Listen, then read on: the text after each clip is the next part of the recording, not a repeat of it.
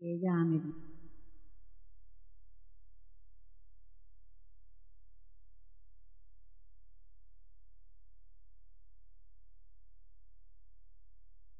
Forma que ella tiene, que nos entusiasma y verdaderamente nos llena de alegría y de entusiasmo y de querer seguir.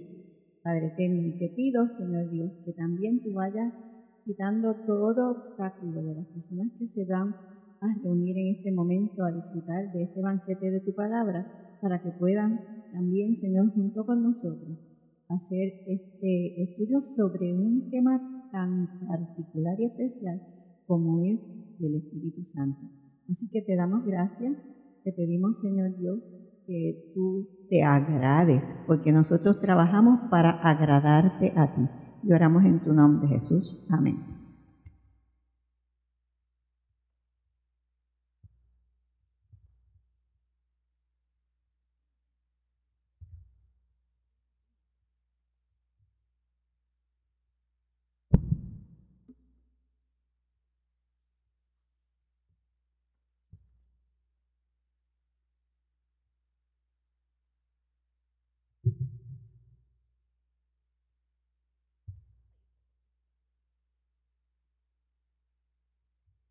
Dios me los bendiga. Y esto está hoy frío. Vamos a reempujarnos más para acá para ver si nos calentamos. Vámonos para el frente. Vámonos. Para adelante, vamos para adelante.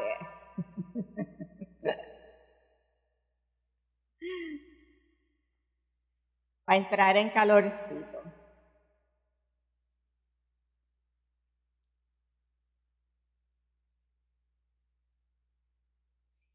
¿Hicieron su examencito de la semana pasada, su evaluación? No, me imagino, con esas caras me imagino que no lo hicieron.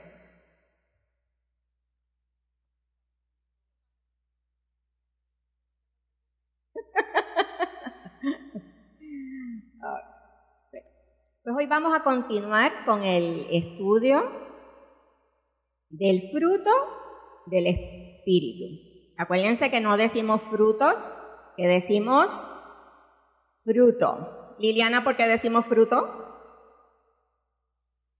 ¿De dónde procede ese fruto?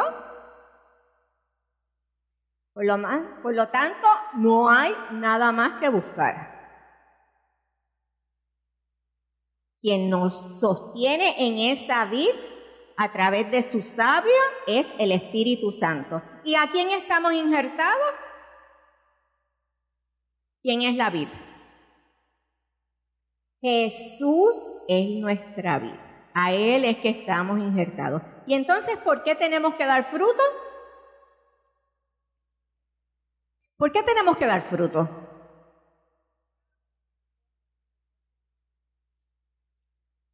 Porque la vid es Jesús, ¿verdad? Entonces nosotros tenemos que dar los frutos que dio Jesús. Nosotros tenemos que ser igualitos a Jesús. El mismo género. No podemos ser otra cosa. Tenemos que ser el mismo género de Jesús. Ya hablamos la semana pasada del amor, así que hoy vamos a continuar con ¿cuál es el segundo fruto del Espíritu? Estamos en Gálatas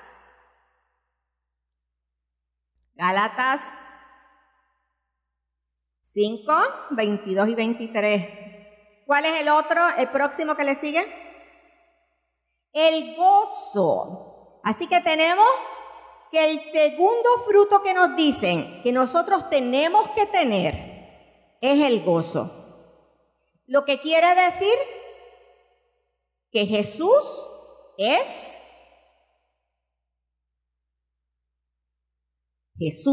gozo. Ahora, yo les pregunto, ¿ustedes cuando piensan en Jesús, cuando piensan en el Señor, ¿ustedes piensan en un Dios gozoso o en un Dios serio? ¿Ah? ¿O con un látigo esperando que nosotros hagamos algo para castigarnos? ¿Ah?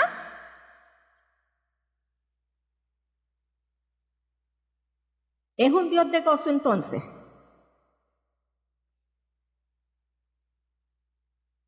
Entonces quiere decir que nosotros vamos a querer estar con Él. Porque nosotros no queremos estar con los amargados, ¿verdad? Nosotros le sacamos el cuerpo a los que están amargados. Pero entonces el que tiene gozo, ese nos atrae. Con ese es el que queremos estar. ¿Y qué es el gozo? ¿Qué entendemos por gozo?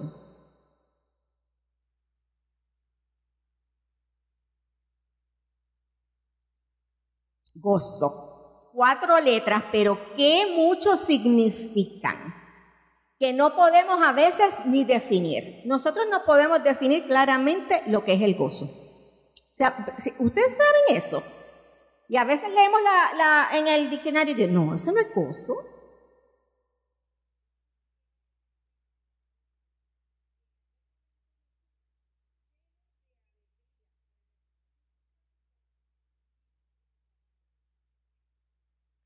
Ok, pero ¿qué es gozo? ¿Qué es gozo? Es un estado de ánimo, exacto. Y mientras estamos en ese estado de ánimo gozoso, ¿cómo estamos? Alegres, felices, hay un contentamiento, hay como que una satisfacción, hay como que una plenitud, hay como que una certeza de que estamos donde teníamos que estar, de que todo está bien, de que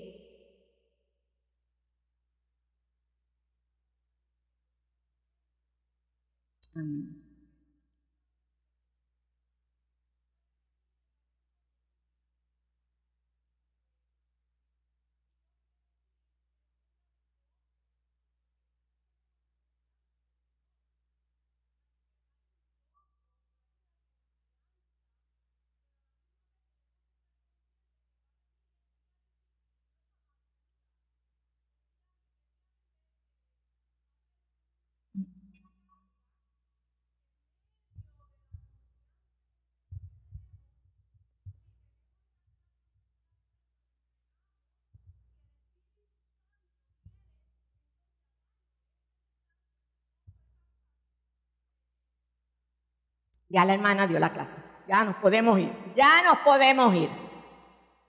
Ya nos podemos ir porque ella resumió lo que es los frutos del Espíritu. O sea, este gozo, fíjense que la palabra, el salmista dice que la presencia del Señor produce gozo. Fuera de Él, cuando pensamos que las cosas que hizo Salomón, usted coge el libro de Eclesiastés, ¿y qué usted tiene? Un montón de cosas que Salomón se compró, adquirió, hizo y deshizo. ¿Por qué? Buscando la satisfacción, buscando la felicidad, buscando el gozo. Y que al final él dijo, todo es vanidad de vanidades. No hay nada en esta tierra, no hay nada en este mundo que nos pueda dar gozo. No lo busque, por eso es que la gente no entiende por qué no están satisfechos con las cosas, porque es que el gozo solamente lo podemos obtener en la presencia del Señor. Y este gozo no depende de emociones, no depende de circunstancias, no depende de personas. ¿De qué depende? Depende de que yo esté en el gozo y en la presencia del Señor. Y eso lo que va a hacer es que mientras yo esté pasando por batalla, pasando por el Niágara, ¿qué va a pasar? Nadie me va a poder quitar ese gozo porque ese gozo permanece en mí. ¿Por qué? Porque Él permanece en mí. Y cuando yo estoy en medio de la prueba y estoy en medio de la adversidad, ¿qué yo veo? La cruz. Y ese es mi gozo. que no importa nada, no importa lo que yo pase, hay una cruz. Y como dice el Señor, Él dice que nos vistió con vestiduras de salvación. ¿Y qué? Y me rodeó de manto de justicia. Mire, a usted esas vestiduras nadie se las puede quitar. Así que mientras usted esté allá, le quieran hacer la vida imposible, usted lo que tiene que verse es con el manto, con las vestiduras de salvación y con el manto de justicia. Y eso usted va a hacer que nadie le quite el gozo. Le podrá afectar, podrá derramar su lagrimita, pero ese gozo que solamente el Señor puede dar, nadie se lo va a quitar. Y Él le ha prometido a usted que Él va a permanecer en usted. Vamos a Habacuc 3, 17, 19, para que tengamos un ejemplo de esto que estamos diciendo. También dijo Pablo, en cualquier situación que yo me encuentre, he aprendido a contentarme.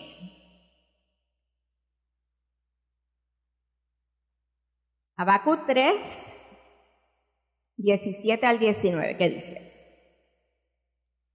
Léelo.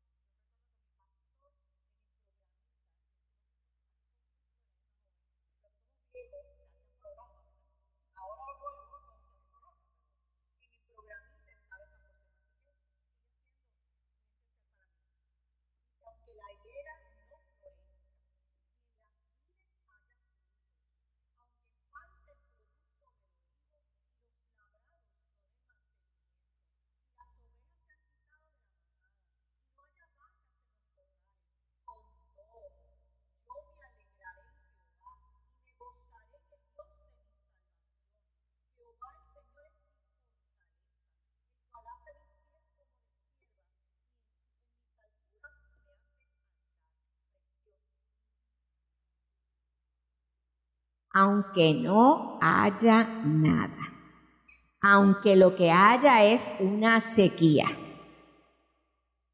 aunque usted lo que vea es un desierto, aunque usted crea que no hay esperanza, con todo, a pesar de todo, yo me gozaré en Jehová. Eso es lo que nos va a sostener en la prueba y en la dificultad. Y ese es un fruto que tenemos que dar. No es que es opción, hermano, es que estamos obligados a dar fruto de gozo. Ahora la pregunta es, ¿estamos dando el fruto del gozo? Cuando nos ven los otros por ahí, ¿cómo nos ven? Ay, está agria de la vida, yo no quiero. Yo me le voy de al lado. Eso es un limón lo que hay ahí. O nosotros estamos reflejando el gozo del Señor en nuestra vida. Acuérdense, no es opcional esto. Esto es sí o sí. O lo tienes o lo tienes que tener. Y si no lo tienes, búscalo, porque si no, ¿qué van a hacer? Te van a cortar de las ramas. ¿Y a dónde te van a echar? A donde arde y a donde duele. Así que es mejor quedarnos pegaditos en las ramas. Pero entonces tenemos que volver a autoevaluarnos. ¿Tengo yo gozo? Yo soy reflejo del gozo de Dios. Cuando los demás me miran, ¿pueden ver reflejado ese gozo?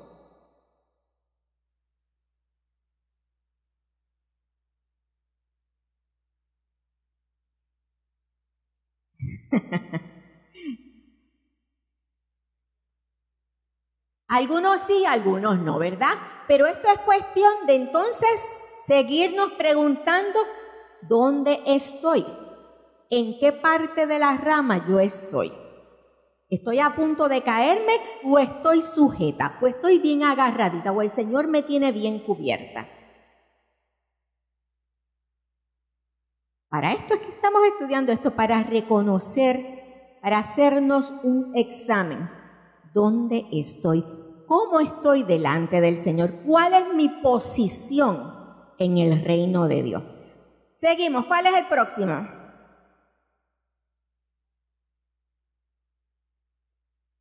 La paz. ¿Quién me describe la paz? 3 letrecitas y vamos a ver.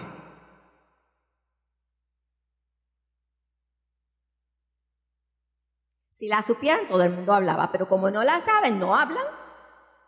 Paz. Julio, dime qué es para ti la paz.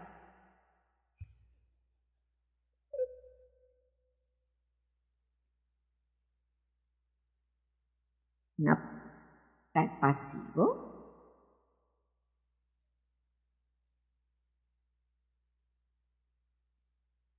¿Es un reposo? ¿Quietud? Es una falta de, es una ausencia de conflicto.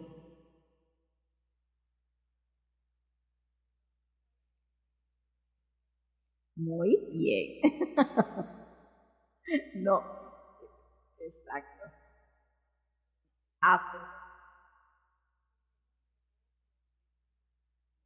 Ya, por lo menos alguien lo...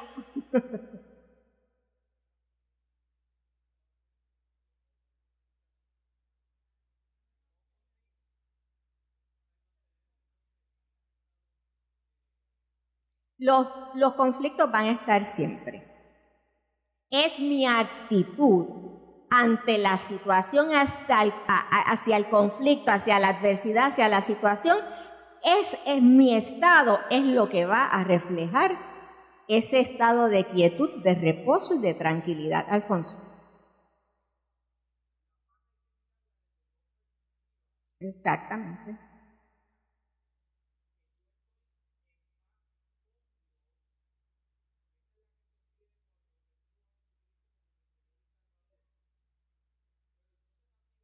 La paz de Dios. Exacto. Y tienen la paz con Dios.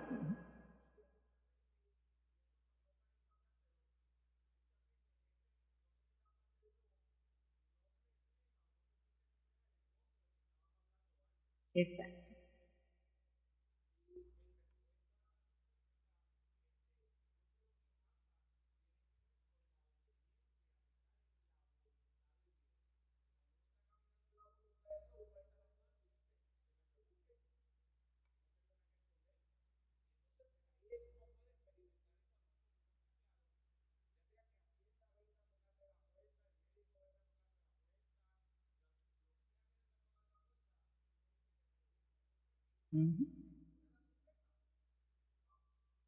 O sea, para estas personas, espérate, dice, para estas personas, acuérdense que el vocabulario de ellos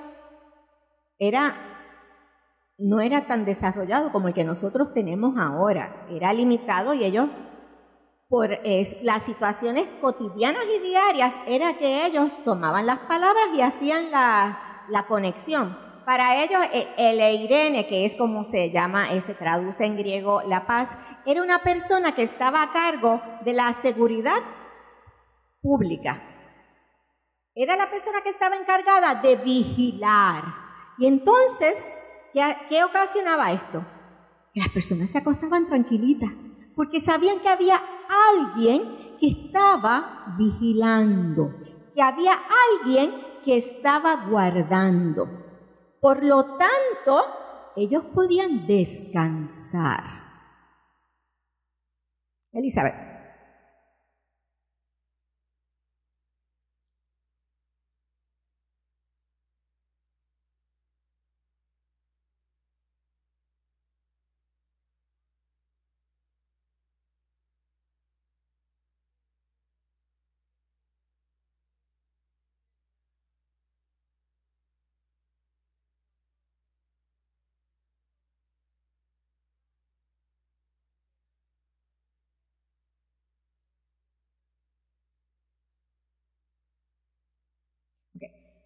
La paz, entonces, no significa que es una ausencia de conflictos externos.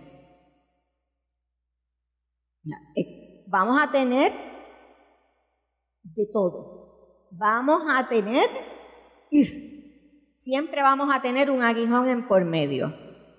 Siempre algo nos va a querer quitar esa paz. Pero entonces, ¿por qué tenemos que tener la paz? ¿Qué es lo que nos va a dar esa paz? ¿Quién es el príncipe de paz? Jesús, ¿verdad? Ese es uno de sus títulos. Él es príncipe de paz. Así que Él es mi reconciliación. Por lo tanto, yo tengo que estar en paz. Porque hay alguien que me reconcilió. Yo estaba enemistada y ahora Jesús me volvió a relacionar con el Padre. Ahora yo puedo llamarle Abba, Padre. Estoy aquí. Tú estás aquí. Y en medio de eso yo voy a tener como el Irene esa seguridad de que alguien me ama, de que alguien me protege, de que alguien me sustenta, de que alguien me cuida, de que todo va a estar bien a pesar de la adversidad, porque Él es mi paz. Julio.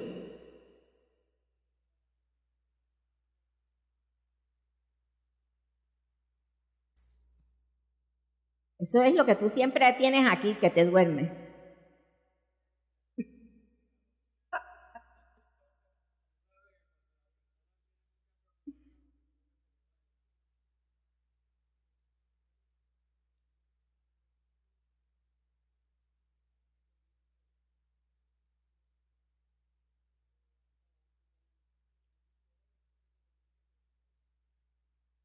Eso es estás confiando. Tú haces esa similitud con eso, que para ti paz es esa quietud del sueño y esa confianza. Vamos a Lucas 8, lo vas a leer tú porque está relacionado con lo tuyo. Sí, tú, porque te me vas a dormir ahorita. Lucas 8, del 22 al 25. Vamos a ver qué pasó ahí. Del 22 al 25.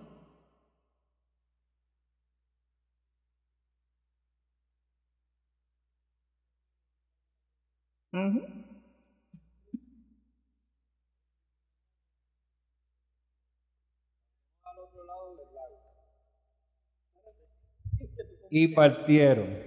Pero mientras navegaban, él se durmió y se desencadenó una tempestad de viento en el lago y se anegaban y peligraban. Y vinieron a él y le despertaron, diciendo: Maestro, maestro, que perecemos. Despertando él, reprendió al viento y a las olas. Y cesaron y se hizo bonanza. Y les dijo: ¿Dónde está vuestra fe? Y atemorizados se maravillaban y se decían unos a otros: ¿Quién es este que aún los vientos y las aguas manda y le obedecen?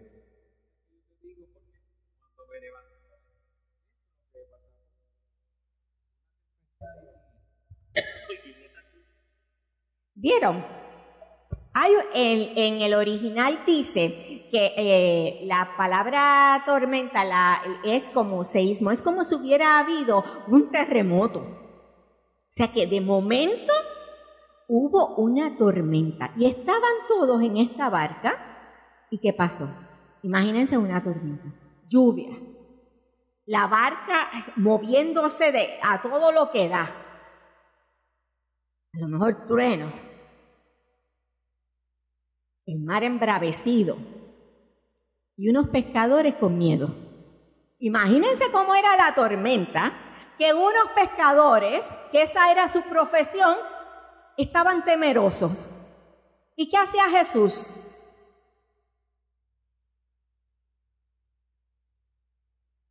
¿Por qué estaba Jesús calmado?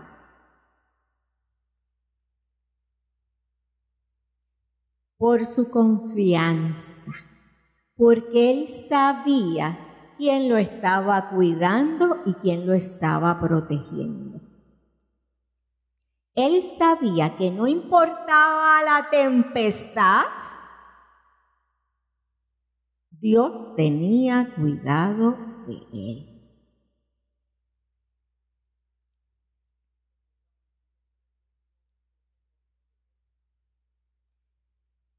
Exacto. Entonces vamos en Hechos 12, les voy a leer del 1 al 7, dice, pero antes le quiero hacer la salvedad de que ¿quiénes estaban en esta barca? Los discípulos. ¿Y cómo estaban los discípulos? Gritando. ¿Qué le decían a Jesús? Yo me imagino a Pedro, porque Pedro era el más impetuoso, ¿verdad? Maestro, pero ¿por qué tú estás durmiendo? Si nos vamos a morir, despiértate y mira a ver qué hace. Por lo menos en medio de todo tuvieron él puede hacer algo, Pero en esta circunstancia ellos no se sentaron a acompañar a Jesús en el descanso, ¿verdad? No, les salió lo impetuoso, les salió el temor. Pero entonces vemos en Hechos 12, del 1 al 7, miren cómo dice. En aquel mismo tiempo el rey Herodes echó mano a algunos de la iglesia para maltratarles y mató a espada a Jacobo, hermano de Juan. Y viendo que esto había agradado a los judíos, procedió a prender también a Pedro. Eran entonces los días de los panes sin levadura. Y habiéndole tomado preso, le puso en la cárcel, entregándole a 4 grupos de 4 soldados cada uno para que le custodiasen, y se proponía sacarle al pueblo después de la Pascua. Así que Pedro estaba custodiado en la cárcel, pero la iglesia hacía sin cesar oración a Dios por él. Y cuando Herodes le iba a sacar aquella misma noche, estaba Pedro durmiendo entre 2 soldados, sujeto con 2 cadenas, y los guardas delante de la puerta custodiaban la cárcel. Y he aquí que se presentó un ángel del Señor, y una luz resplandeció en la cárcel, y tocando a Pedro en el costado le despertó, diciendo, levántate pronto, y las cadenas se le cayeron de las manos. Cuando estaba medio escocotado de la matita de la vid, estaba temeroso, estaba gritando que lo salvaran. Pero ahora que él había madurado, ahora que él había crecido en la fe, ¿qué él hace? Ahora él está durmiendo. Él exactamente, porque no es por nosotros. Jamás va a ser por nosotros. Es por ese ministrar del Espíritu de Dios.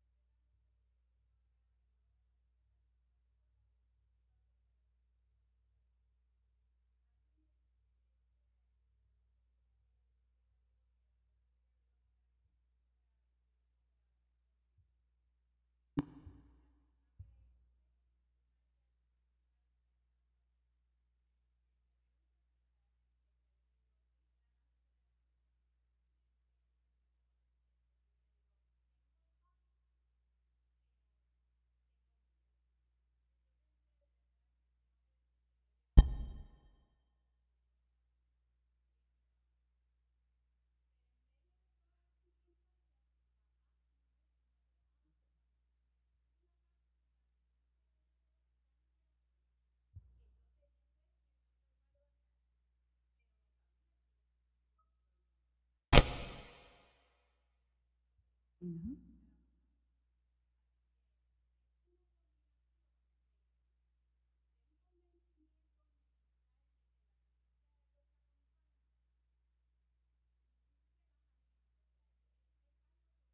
Que no se puede explicar, que no se puede explicar, no se puede explicar. Por más que tratemos, y para cada cual va a ser según sus experiencias una definición diferente, porque es una relación diferente. Liliana.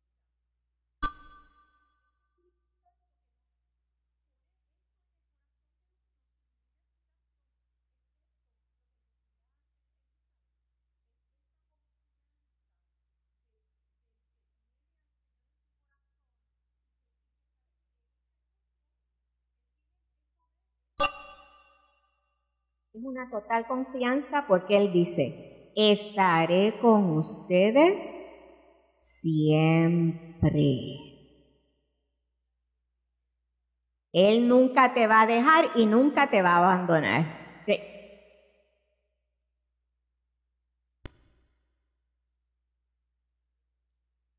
Lénolo.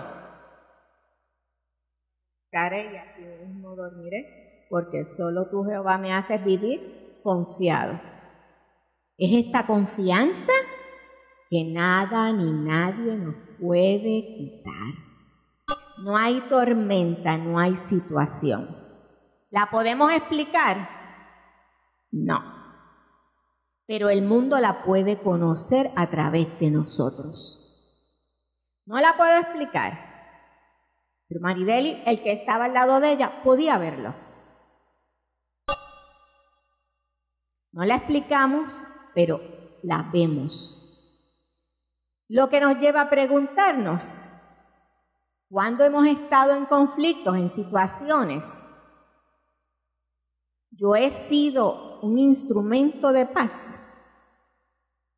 ¿O lo que me han visto es histérica, con los moños parados, gritando?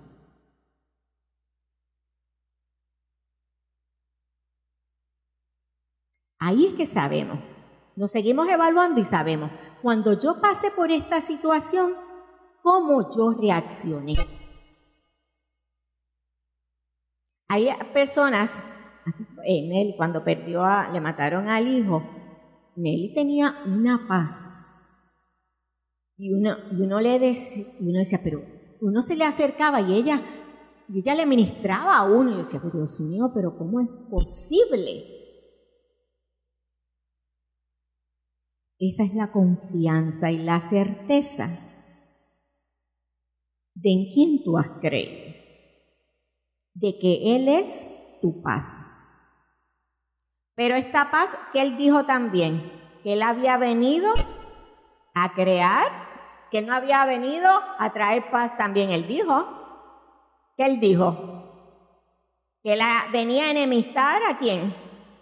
Al padre con el hijo, al hijo con el padre, al hermano con el tío, a todo el mundo. Porque tenemos la paz de Dios, la paz espiritual, pero tenemos el conflicto del mundo. Así que en este mundo no vamos a tener paz nunca, porque esa no es la paz que Jesús vino. Él no dio la vida por esa paz mundana. Él dio la paz para que tú pudieras llamar de nuevo Padre a su Padre y pudieras disfrutar de sus maravillas. Seguimos, el tercero. ¿Estamos entendiendo? El tercero. Paciencia. Yo creo que tengo F en ese. Pero una F bien grande.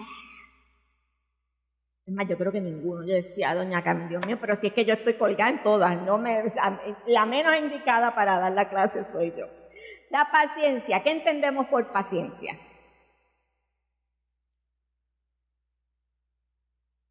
Tolerancia. ¿Qué más?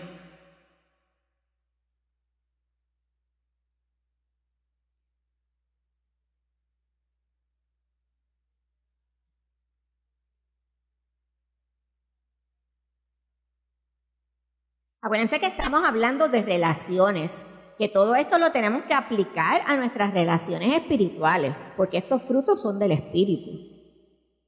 Así que cuando ellos escuchaban, el griego escuchaba este término, él lo que pensaba era en un enojo que se iba a tardar. Era un tiempo que se iba a tardar en que yo lograra enojarme. Yo iba a saber esperar, yo iba a saber que la situación no me afectara de tal manera que yo perdiera la paciencia, de que yo me enojara.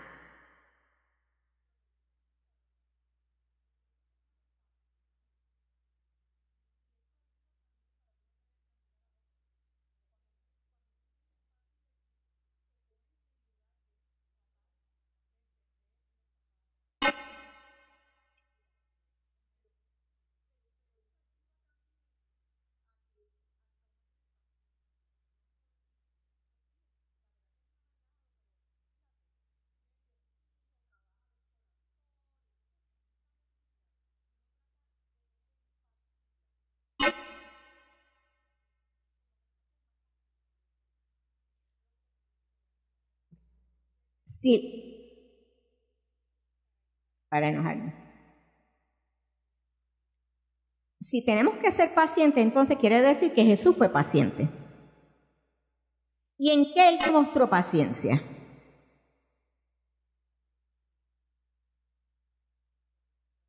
Él con todo el mundo, porque cuidado que los discípulos, eso era un dolor de cabeza continuo. ¿Y por qué Él no ha venido todavía? ¿Ah?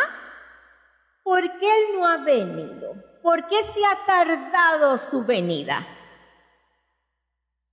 Porque es paciente. Igual que hizo con Noé.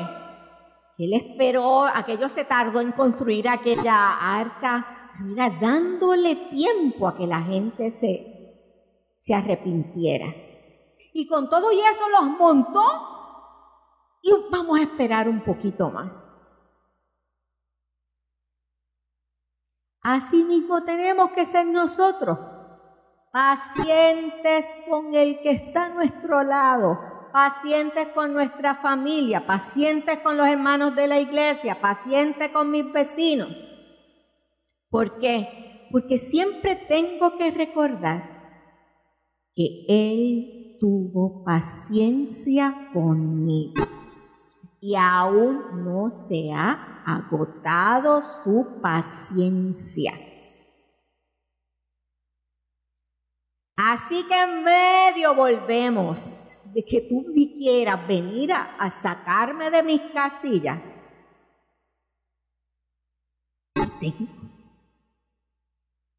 Porque ¿dónde es que se prueba la paciencia? En la tribulación, en la prueba. Un marinero no se hace en las aguas quietas.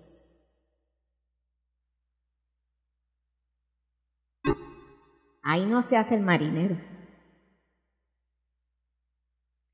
El marinero se hace en la tempestad, en la tormenta.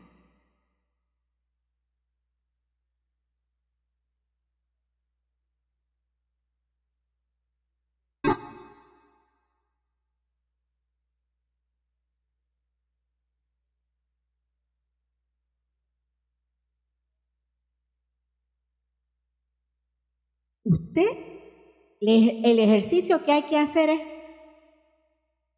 él es paciente y no es por mí porque yo no puedo hacerlo. No es por mi mérito ni por mi fuerza que yo voy a ser paciente.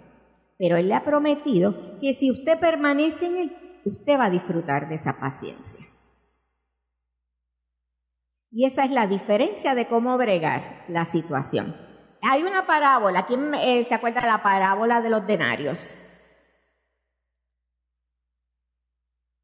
Le dieron, no, esta era la que la de los deudores, que va donde el siervo y le dice, mira, te voy a cobrar todo lo que me debes. Y era una cantidad enorme de dinero. ¿Y qué él hizo? Perdóname la deuda, perdóname, es mucho chavo, yo no puedo pagarla, no tengo dinero para pagarla. ¿Y qué hizo? Se la perdonaron, ¿verdad? ¿Y qué hizo después el muchachito que le perdonaron? Se fue con otro que le debía una cantidad menos y que lo metió en la cárcel. ¿Y qué le hicieron entonces? Le fueron con el chisme, mira lo que hizo este. Tú tuviste bondad con él, tú fuiste paciente con él y mira lo que él hizo. Pues ahora va encerradito. Así que siempre tenemos que ser, Dios es paciente, yo tengo que ser paciente. Ese es el fruto que Dios, no es que quizá hoy lo quiera dar y mañana no lo vaya a dar. No, siempre tenemos que ser pacientes. Ahora vamos a bregar con benignidad y bondad juntitos, porque esta gente, benignidad y bondad son como que primos hermanos. Y a veces no sabemos cuál es la diferencia entre el uno y el otro. ¿Alguien me puede decir la diferencia? Cuando usted dice benigno, cuando usted dice bondad. ¿Hay alguna diferencia para usted?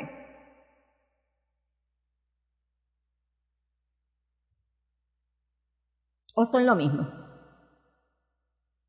Porque están separados, sabemos que hay una diferencia. Pero están bien relacionados los dos. Así que vamos a empezar por decir que entonces, benignidad es cuando usted quiere hacer el bien de una forma tierna, de una forma dulce, que usted se preocupa por la otra persona, pero bien dulce, bien sutil. Usted lo que quiere es pasarle la mano, usted lo que quiere es abrazarlo, usted lo que quiere es protegerlo. Eso es el concepto de benignidad. Ahora, cuando me voy a la bondad, yo quiero también el bien de la persona, yo quiero que le vaya bien, pero entonces yo puedo hacer uso de la firmeza, de la corrección, de la disciplina en caso de que yo tenga que hacerlo.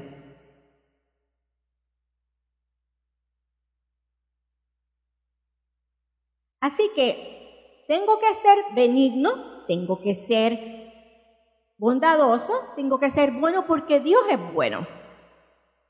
Y cuando decimos que es bueno, ¿qué queremos decir?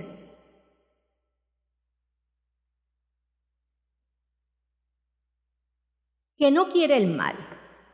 Él nunca quiere el mal para nosotros. Por lo tanto, nosotros tampoco nunca debemos querer el mal para los otros. Y que yo tengo que demostrar si soy una persona dulce, si soy benigna, voy a ser una persona dulce, que te voy a tratar con dulzura. Vamos a coger de nuevo el ejemplo del buen samaritano. El buen samaritano conocía a esta persona. Es más, esta persona podía ser judío, ¿verdad? Y el judío y el samaritano eran enemigos acérrimos. O sea, que la benignidad que va a hacer que yo quiera hacer el bien a la persona, aunque yo no sepa quién es.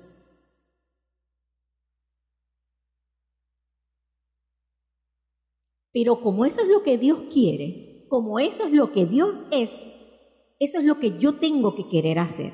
Yo tengo que querer hacer el bien por mi hermano y aún por el que no conozco. ¿Y qué más hizo este samaritano con él? Lo curó. Y hasta que y pagó por su estadía. O sea que a lo mejor también cuando yo quiera hacer un acto de benignidad, tengo que pagar un precio.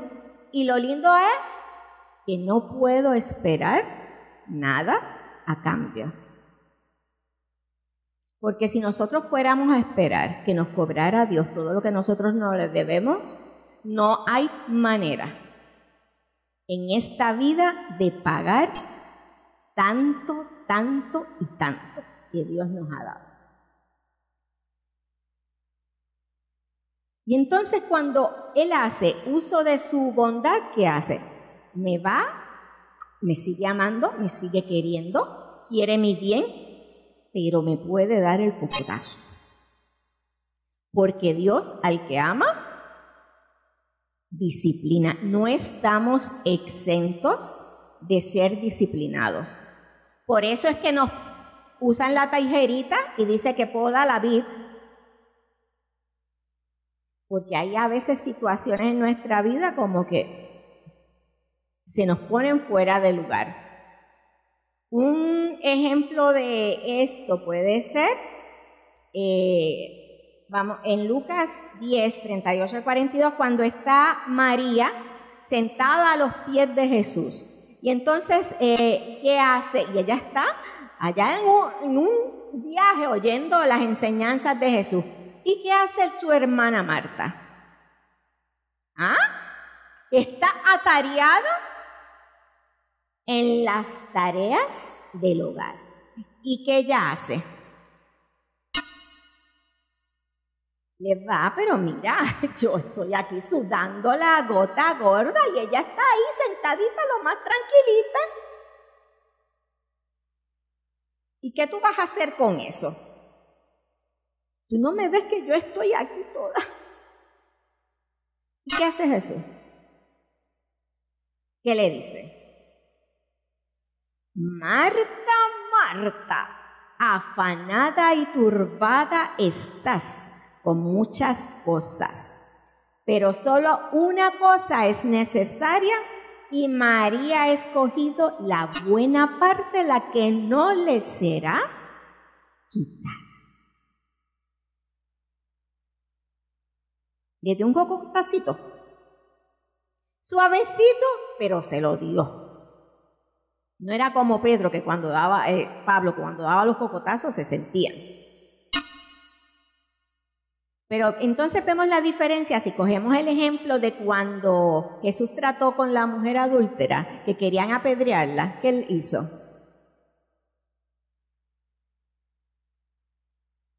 Él la regañó. Y era una pecadora. La regañó. No, la trató con amor, la cubrió, la amó. Porque tenemos entonces que aprender a diferenciar cuándo podemos ser benignos y cuándo tenemos que ser bondadosos. Tenemos que discernir exactamente. ¿Este hermano está preparado para recibir esta corrección o todavía no puede? Así hace Jesús con nosotros. ¿Puedo llevarlo a aguas profundas o todavía no puedo llevarlo a aguas profundas?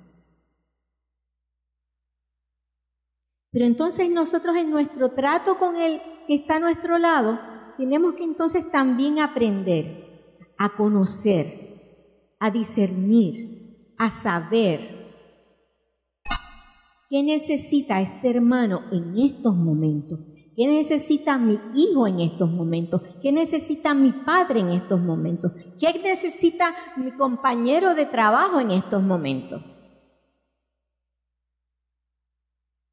Pero también la corrección sirve. Se supone que es para que lo llevemos al arrepentimiento, para que le enderecemos, mira, el camino. Y eso lo hacemos también por amor. Así hace Jesús con nosotros. Por amor es que nos quita y nos quita una ramita, para que estemos bien bonitos. Después, nos desarrollemos preciosos delante del Señor.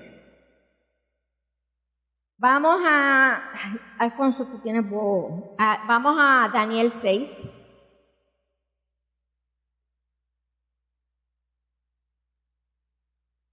Desde el 1.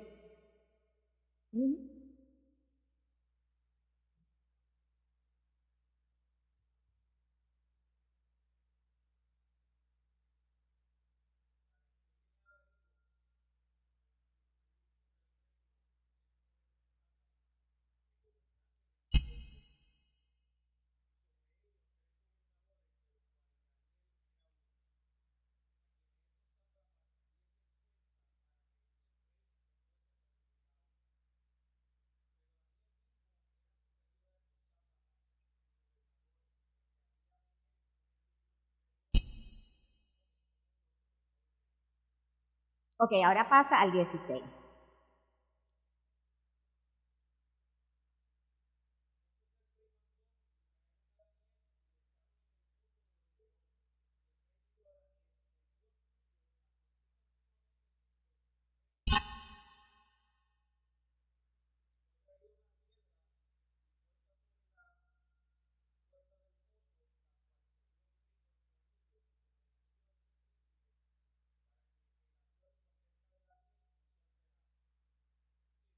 Sí.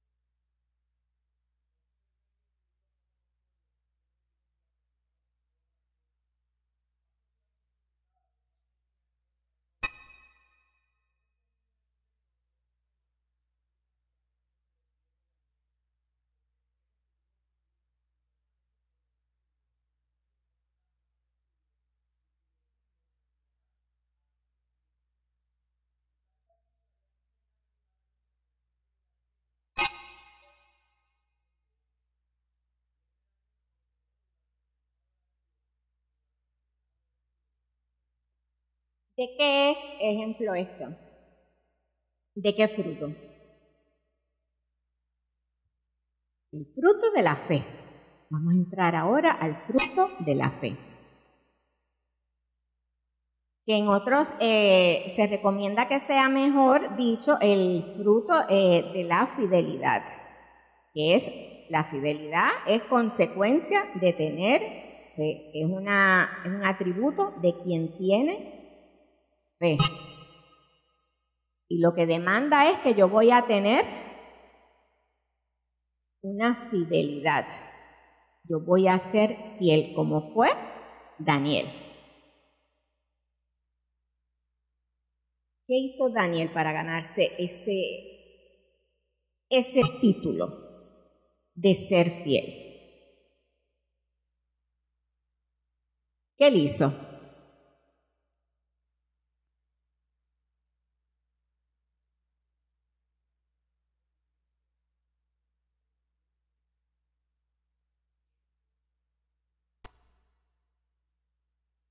Primero.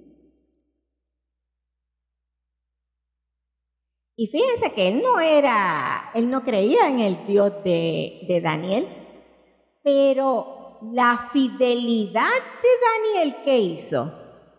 Provocó en Darío que reconociera al Dios de Daniel. La fidelidad, lo que reflejaba Daniel, el fruto que tenía Daniel, fue lo que hizo que este rey dijera, hay una diferencia. Y no lo quería matar. Él trató por todos los medios de que no lo echaran a los leones. ¿Y qué hizo Daniel? Tranquilamente. No importó la boca de los leones.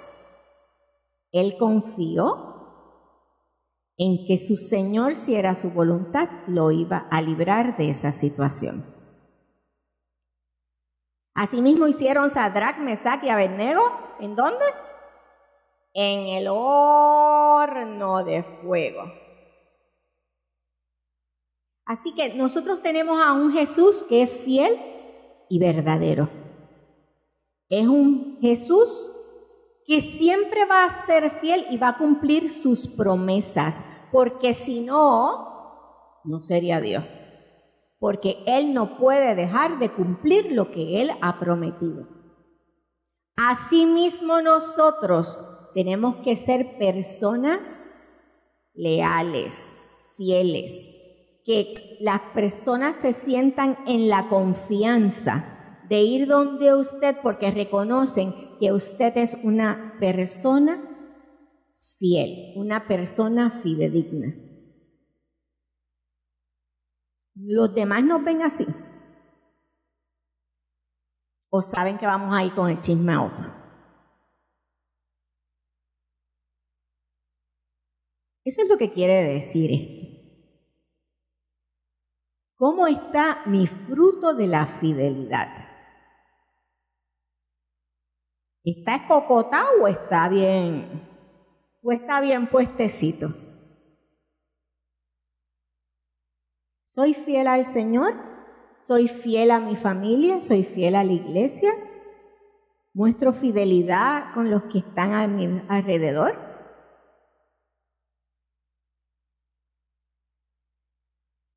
Solamente cada uno se puede contestar esa preguntita. Pero tenemos que ser responsables con lo que Dios nos ha dado. Y tenemos que valorarlo. Y tenemos que apreciarlo. Y vámonos ya para el próximo. Vamos para la mansedumbre.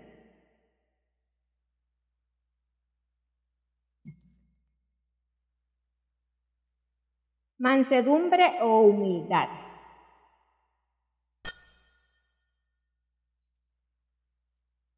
El manso es un menso. ¿Ah? ¿Ah? ¿Es significado manso y menso? ¿Y por qué entonces la gente se cree que es menso? ¿Ah?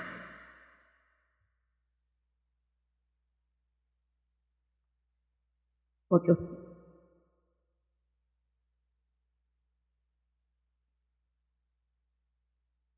cuando ellos le hablaban de la palabra manso, ellos lo que pensaban era en un animal que está salvaje por ahí,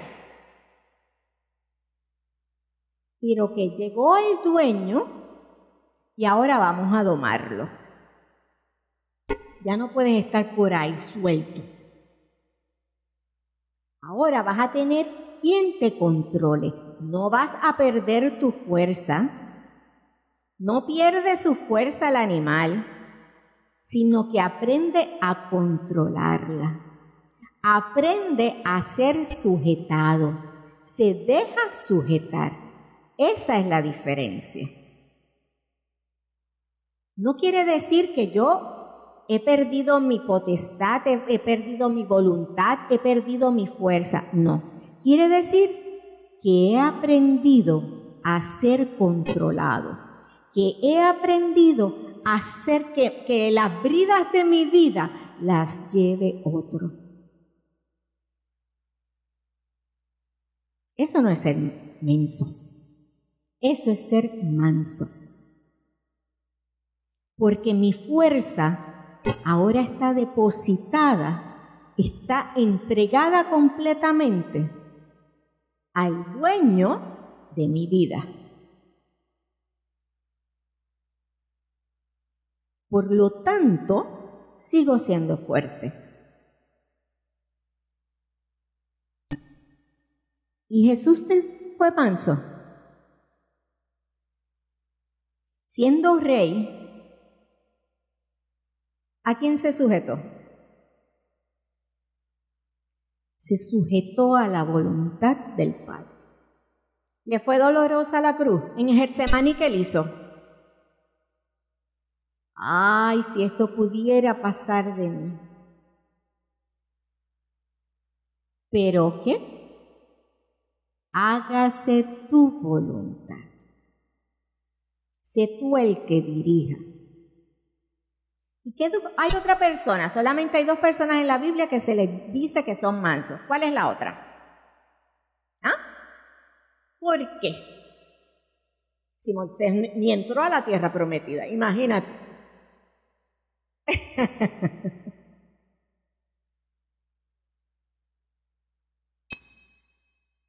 Porque cuando tú eres manso, tú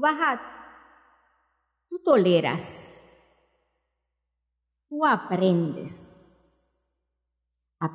a callar, aprendes a tolerar, aprendes a soportar. Te están enseñando, te están moldeando. Tú quieres ir por un lado, pero el que está sobre ti te dice que es por el otro lado. ¿Por qué Moisés fue entonces manso? ¿Qué él hizo para ganarse este título? ¿Con quién él estaba bregando? Con un pueblo que era como duro de servir y rebelde. Que tan pronto él estuvo enganchadito allá, ¿qué pasó? Cuando él bajó, ¿con qué se encontró? María. Y habían hecho un becerro de oro. Ya le habían dado la espalda a Dios. La misma hermana, los mismos hermanos de él, hablaron en su contra. Coré allá también le montó una pelea. ¿Y qué él hizo?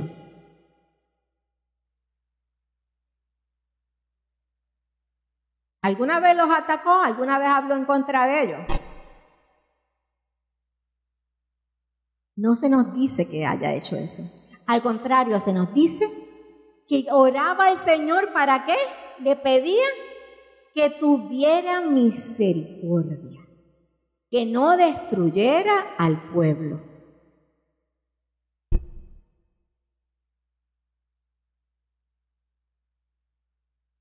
Por eso se le llama manso.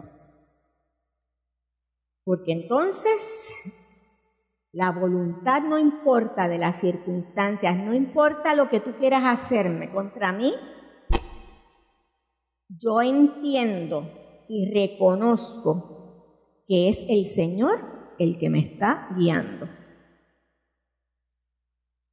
Él es el que me guía, Él es el que lleva el animal. Igual pasó con José, que él reconoció en medio de todas estas tribulaciones que él pasó, que lo vendieran, que los hermanos lo humillaran, de que la esposa de Potifar quisiera calumniarlo, ¿verdad? Estuvo preso. ¿Qué él entendió en medio de eso? Al final de su vida, ¿qué él le pudo decir a sus hermanos? Yo reconozco que todo esto pasó por la voluntad de Dios.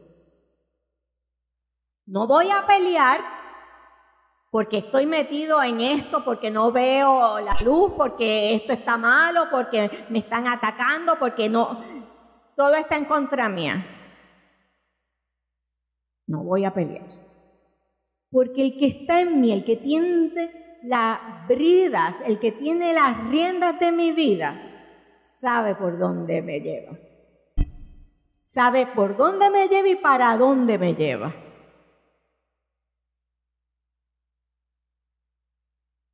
Pero tengo que ser manso. Manso es que voy a dejar dirigirme por el Señor. Que Él sea el que me guíe, que yo esté sujeta a Él.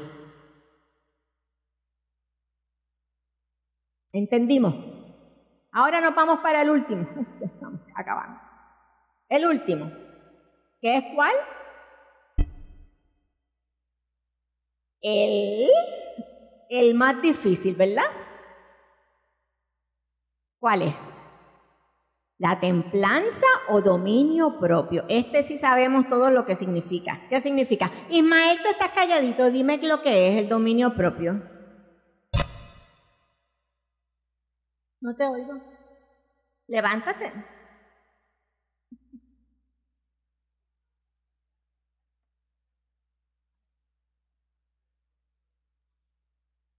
Controlarse uno mismo. ¿Y qué es lo que tú vas a controlar, Ismaelito?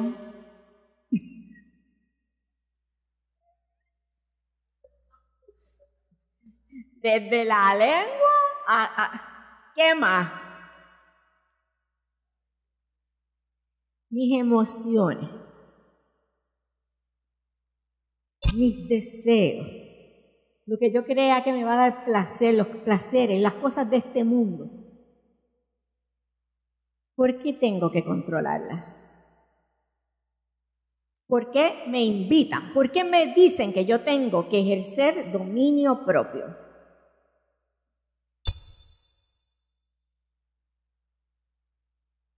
¿Qué es lo que abunda en este mundo? ¿Qué es lo que me quiere atraer a este mundo?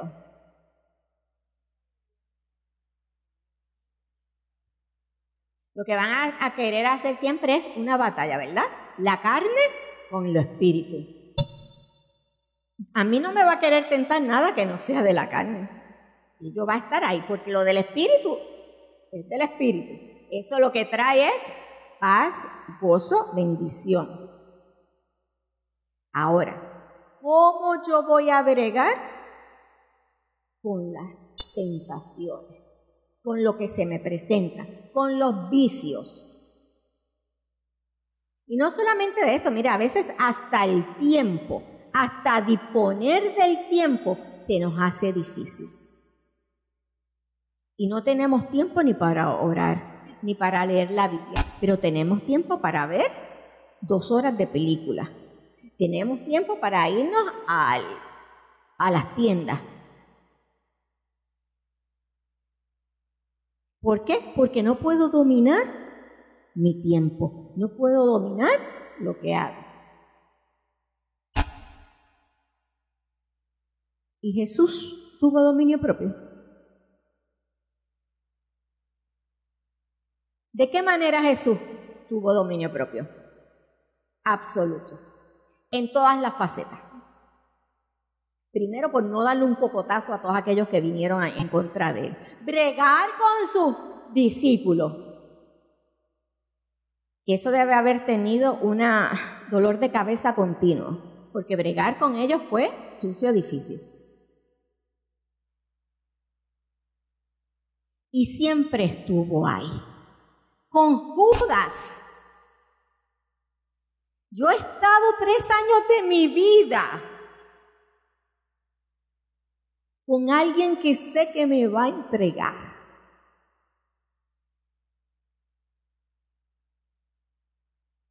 Pero tengo dominio propio para hacer lo que no quiero hacer y no hacer lo que quiero hacer. Porque solamente a través del Espíritu es que vamos a tener, mire, nosotros no tenemos la capacidad para tener dominio propio. No tenemos ni la capacidad para ponernos a dieta, ¿verdad, doña Carmen? Qué difícil se nos hace hasta esa cosa tan sencilla, querer ponernos a dieta. Y la comida nos gana. ¿Ah? ¿Es o no es? Y así tenemos otras cositas, así tenemos muchas cositas que van apareciendo. Algunos tienen unos vicios porque son más dañinos en contra del cuerpo. Pero tengo que aprender a dominarme, a ejercer dominio propio. Y fíjense que con si yo aprendo a dominar, a tener dominio propio, voy a poder bregar con todos los demás frutos del Espíritu. Primero empieza con el amor y después terminamos con el dominio propio. El amor es la base, pero el dominio propio es el que me va a ayudar en todos los demás. Les voy a leer en 2 de Samuel, vamos a cuando Urías, la historia de Urías y de David. Dice, Urías se niega. Urías estaba ¿dónde? En el campo de batalla, ¿verdad? ¿Y qué había hecho David? David estaba donde no tenía que estar, ¿verdad? Él se supone que estuviera ¿dónde? ¡Ah! Él era rey, era el que tenía que estar en la batalla. ¿Y qué hacía? Vagueando. Estaba, mire, paseando por ahí. ¿Y qué hizo en ese paseo? ¿Qué vio? Vio lo que si hubiera estado en el sitio que tenía que estar no hubiera visto. Vio a una señora de lo más bonita, pero esa señora estaba casada, pero a él eso le importó. No, en lo más mínimo. Él dijo, aquí es que sin importarle nada. ¿Y qué ocurre? Que entonces Betsabé queda embarazada. ¿Y qué hace nuestro querido David? Para seguirle añadiendo al mal más mal, ¿qué hizo? Mandó a buscar a Urías. ¿Para qué? Vete para tu casita, nene. Para hacer pasar al bebé como que era de Urías. ¿Pero qué hizo Urías?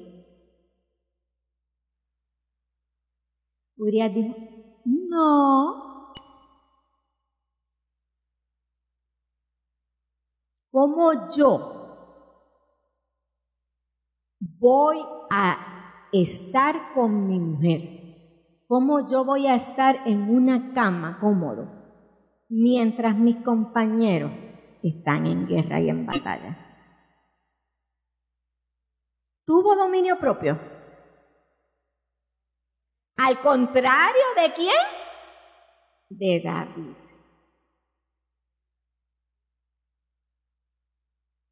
Una diferencia. En una misma narración. Uno que se dejó llevar por las pasiones. Y el otro que, si vemos a ver, estaba en todo su derecho. El rey me mandó a que estuviera con mi mujer. Yo podía hacerlo, él podía hacerlo. Y él era un simple soldado. Él no era ni judío.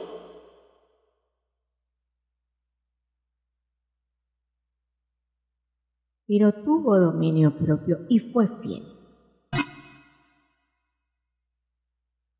¿Y qué le ocasionó esa fidelidad? La muerte.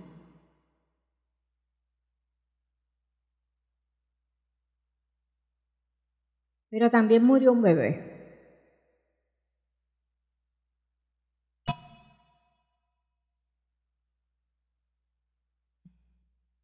Y David fue el rey. De ahí sale el linaje de Jesús. ¿Qué quiere decir esto, hermano? Que todos los días de nuestra vida tenemos que estar pendientes de dónde es que nosotros estamos.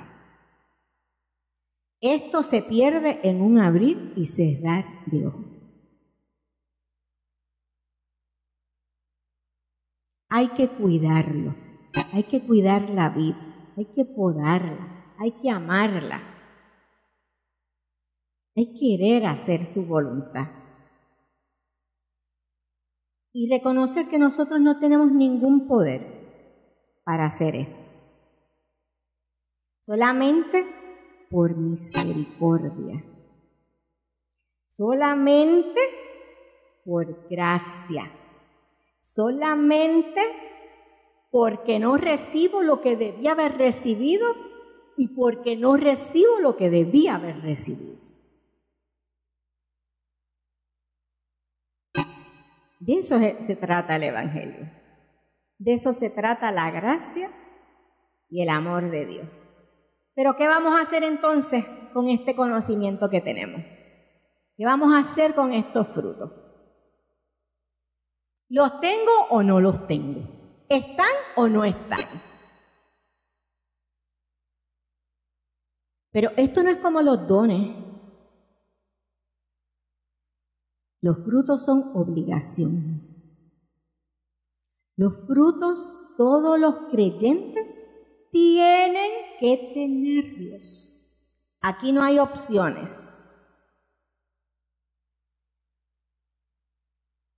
¿Los tengo o no los tengo? ¿Doy fruto o no doy fruto? ¿Los tengo bien, algunos menos? Algunos son más difíciles en mi vida, otros son más fáciles. Pero sepa que todos tenemos que tenerlos. Y si no los tenemos, no somos. Por eso es que dicen, no todo el que diga, Señor, Señor, estará en su presencia. Y ya terminamos. Véngase, jefa.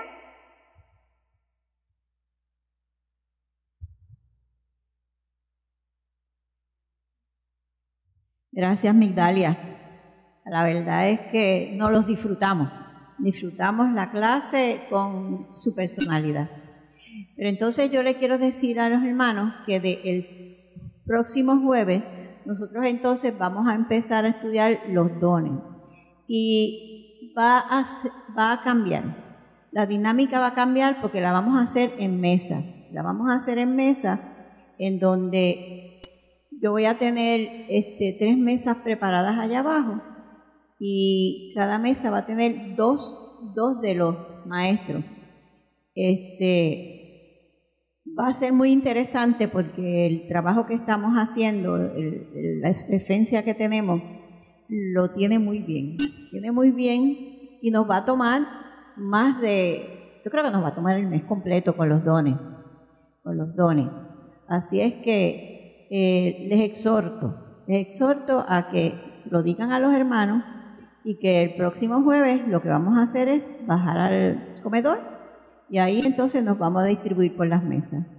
Así es que estamos looking forward, como dice el jíbaro, a tratar la cuestión esta de los dones del Espíritu. Como dice muy bien Migdalia, es bien diferente al fruto. Al fruto tenemos que darlo, porque el Señor fue a buscar fruto hasta una higuera que no era tiempo de cosecha.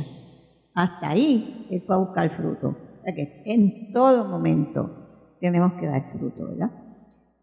Así es que vamos a seguir este estudio. De verdad es que el estudio del Espíritu Santo ha sido intenso. Yo entiendo que ha sido un estudio bien intenso, con mucha cosa que a lo mejor teníamos por allá arriba, trepado y no lo habíamos traído a la conciencia, ¿verdad? Pero cada día se hace más y más evidente, y yo le doy gracias al Señor que nos ha permitido a través de todos estos meses, porque estamos desde enero y ya estamos en mayo y todavía nos queda, como dice Liliana, hay carne, ¿verdad? Todavía para trabajar. Así que ahora nos despedimos, le pedimos al Señor que nos dirija. Señor Padre Santo y Dios bueno, alabado y bendecido sea tu nombre. Te damos gracias, Padre, por la palabra. Te damos gracias, Señor Jesús, por todo ese conocimiento que tenemos que bajarlo de aquí de la cabeza a nuestro corazón, y de nuestro corazón proyectarlo, que los demás sepan que nosotros somos diferentes porque Dios nos ha sacado ahí, nos ha esculpido, nos está trabajando, como decía el alfarero, ¿verdad? Que nos está formando para su gloria, para su honra, y para que nosotros vayamos llevando esta información, este evangelio a toda criatura, sin discriminar, porque no hay acepción de personas. Él predicó y le dice a Timoteo, a diestra y a siniestra, a tiempo y a destiempo, te oigan o no oigan, el deber tuyo es hacerlo.